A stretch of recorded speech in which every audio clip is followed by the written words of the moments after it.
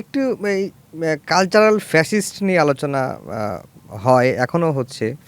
যে cultural fascist বলতে আপনি কি বোঝেন? আর কালচারাল ফ্যাসিজমকে কিভাবে প্রতিরোধ করা যায়? একেবারে তো নির্মূল সম্ভব না। প্রতিরোধটা কিভাবে করা যায়? এটা একটা তাদের দীর্ঘদিনের প্র্যাকটিস, একটা বলয়। কিছু কিছু কালচারাল অ্যাক্টিভিস্ট আছে যারা বাংলাদেশকে মন থেকে ধারণ করে না। তারা আরেকজনের এজেন্ডা বাস্তবায়নে ব্যস্ত আছে এবং কিছু হলে সেখানে ড্রাইভ দিয়ে শুয়ে পড়ে যে আমরা তাদের সাথে আছি। এই কালচারাল ফ্যাসিস্টগুলো হচ্ছে নষ্টামির মূল গোড়া।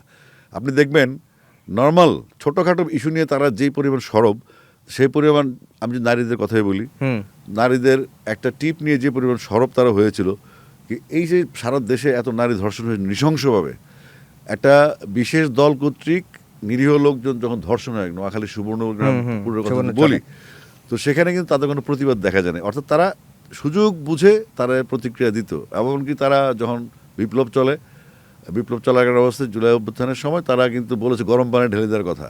এবং তাদের পৃষ্ঠপোষকতায় আছে কিন্তু এক ধরনের মিডিয়া যারা বাংলাদেশে কোনো প্রশংসা করতে গেলে খুব কষ্ট হয় তাদের। হ্যাঁ, আবার অন্য দেশের কোনো কিছু বলতে গেলে তারা খুব সরব হয়ে যায়, অন্য দেশের মেহমান আসলে পাগল হয়ে যায়।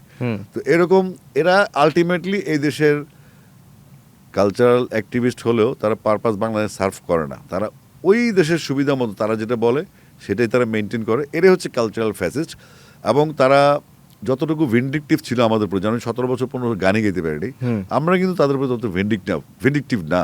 কারণ কালচারাল অ্যাক্টিভিস্ট যারা, তারা কিন্তু যুগে যুগে জন্মগ্রহণ করে, প্রতিদিন জন্মগ্রহণ করে না। তো সুতরাং ওই কালচারালি যারা এদের কথা মানুষ শুনে, এরা একটা অর্গানাইজড, এরা বিভিন্ন রকম এজেন্ডা নিয়ে কাজ করে, বাট ওই ফ্যাসিস্টগুলা একটা নির্দিষ্ট দেশ, একটা নির্দিষ্ট মতামত নিয়ে নির্দিষ্ট, আপনি দেখেন, আপনি যদি শাহবাগ ধরেন, আমাদের দেশের ক্রিকেট প্লেয়াররা কিন্তু শাহবাগে তাদেরকে নিয়ে যাওয়া হয়েছে। এখন কি প্রমাণিত হলো? শাহবাগ ছিল একটা ফ্যাসিস্টের একটা ট্র্যাপ ছিল। হ্যাঁ, ট্র্যাপ বা তীর্থস্থান বলা হয়। হ্যাঁ, তো এখন দেখেন তারা আবার, এখন তারা, আমরা যখন ক্রিকেট খেলি, তারা আবার সেই ফ্যাসিস্টই আরেক মোড়কে আসছে। তো এরা যুগে যুগে আছে এবং থাকবে। তাদের গোল মোটো এক। তারা কিন্তু তাদের সিদ্ধান্তে অটল। আজ থেকে 50 বছর পরে হলেও তারা কাজটা করবে। কিন্তু আমরা জাতিগতভাবে তাদেরকে প্রতিহত করতে পারি না। কেন? আমাদের মধ্যে তারা অনেককে সৃষ্টি করে দেয়, আমরাও ঐক্যবদ্ধ থাকতে পারি না। এই যে আপনি 17 বছর গান গাইতে পারেন নাই। এরপরে যেটি হলো যে আপনি সিনেমায় গান গেয়েছেন কত 600 থেকে 700, এবং আপনার অডিও প্রায় 3000-এর বেশি গান, টোটাল 3.5 প্লাস। 3.5 প্লাস। তো এই গান গাইতে গিয়ে বিভিন্ন কপিরাইটের প্রসঙ্গ আসে। মুহিব আমাকে বলছে যে বাইকে এই প্রশ্নটা করতে, যে কপিরাইটের ইস্যুগুলো মানে আপনারা কিভাবে কাজ করতেছেন? অনেক তো দাবি দেওয়া আছে আপনাদের, এবং লিগ্যাল অনেক ইস্যুজ আছে যেগুলো অনেক ল্যাকিংস আছে। কপিরাইটের প্রথম শর্ত হচ্ছে অংশীদারিত্ব। আর মেধা কখনো বিক্রি করা যায় না, মেধা সত্য বিক্রি হয় না, এটার অংশীদারিত্ব থাকে। তো এই একই ঘটনা, এই ফ্যাসিস্টরা আমলে তাদের লোকজন ছিল সেখানে।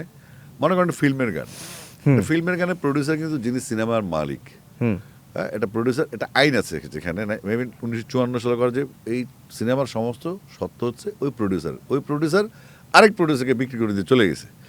সে কিন্তু প্রডিউসার না, বাট কপিরাইটে গিয়ে সে এস্টাবলিশ করেছে সেই মালিক।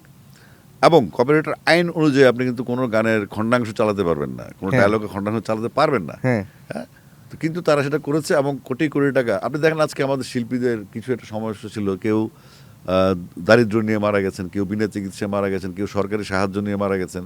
এটা তো হওয়ার কথা না। আমাদের গানের টাকা যদি গীতিকার, সুরকার, শিল্পীরা পেত, বা যারা কোম্পানি যারা প্রডিউস করেছে সমানভাবে বণ্টিত হতো, এই সমস্যাগুলি হওয়ার কথা না। ইভেন দো আপনাদের রিয়েলিটি শোগুলি হতো বাংলাদেশে বা হয়, সেখানে দেখেন পুরোনো গানগুলি চলে, তাহলে সেগুলোর কপিরাইটগুলো কোথায়? 1971-এ দেশ স্বাধীন হওয়ার পরে, তখন যুদ্ধবিধ্বস্ত দেশ, অটোমেটিক আপনার রেভিনিউ, মানে যেটা আপনার বলি কি, রয়্যালিটি সিস্টেম। আপনি যদি গান রেডিওতে বা টিভিতে, আপনাকে মাসে মাসে ওই গানটা প্রচারের উপরে একটা রেভিনিউ আসতো। কিন্তু 72 সালে এটাকে নিষিদ্ধ করা হয়েছে, যে এখান থেকে রেভিনিউ যাবে না, দেশের অবস্থা ভালো না। তো দেশের অবস্থা এখন ভালো, এখন কেন চালু হচ্ছে না? অনেক বছর হয়ে গেল।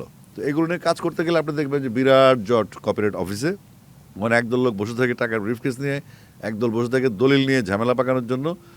আর যারা চাকরিতে আসে যায়, তারা কিছু টুপাইস কামাই করে তারা চলে যায়, কিন্তু সিস্টেমটা ডেভেলপ করে না। তো এখন আপনি যদি একটা সরকারকে আপনার বক্তব্য সঠিকভাবে প্লেস করতে না পারেন, আপনি যদি আমাদের সমস্যাগুলি কোনো সরকারকে বোঝাতে না পারেন, আমাদের ছিল কি আমাদের সরকারে যারা এমপি ছিল তারা পার্লামেন্টে গিয়ে গান গেত, পার্লামেন্টে গিয়ে বকাবকি করতো, অন্য যার তার যে কাজ না, তার কাজ ছিল কমিউনিটিকে সার্ভ করা, এই আইনগুলো বদলে শিল্পীদের জীবনমান চেঞ্জ করা, এটা তার একটা অংশ, সে নিজে ওই গোত্রের। তো এগুলো হয়নি। তো আমরা আশা করছি যে ভবিষ্যতে হয়তো আমরা এই সমস্ত কথাগুলি বলার প্ল্যাটফর্ম পাবো, যে কারণে এখন কিছু বলি না, কারণ এই সিস্টেম ভাঙতে গেলে আমার আরও কাজ আছে। আর আমি একলা ফাইট করি, আমাদের শিল্পীরা সাধারণত সেলফ সেন্টার্ড, আত্মকেন্দ্রিক হয়, সবাই সবাই স্বার্থ বুঝে গেলে ইন্ডাস্ট্রি কি আর দেশ কি। তো এই মানসিকতা থেকে আমরা বেরোতে পারিনি। তো আশা করছি আমরা অদূর ভবিষ্যতে এই কপিরাইট নিয়ে ভালো কিছু করতে পারবো এবং ঢেলে সাজানোর ব্যবস্থা করবো ইনশাল্লাহ।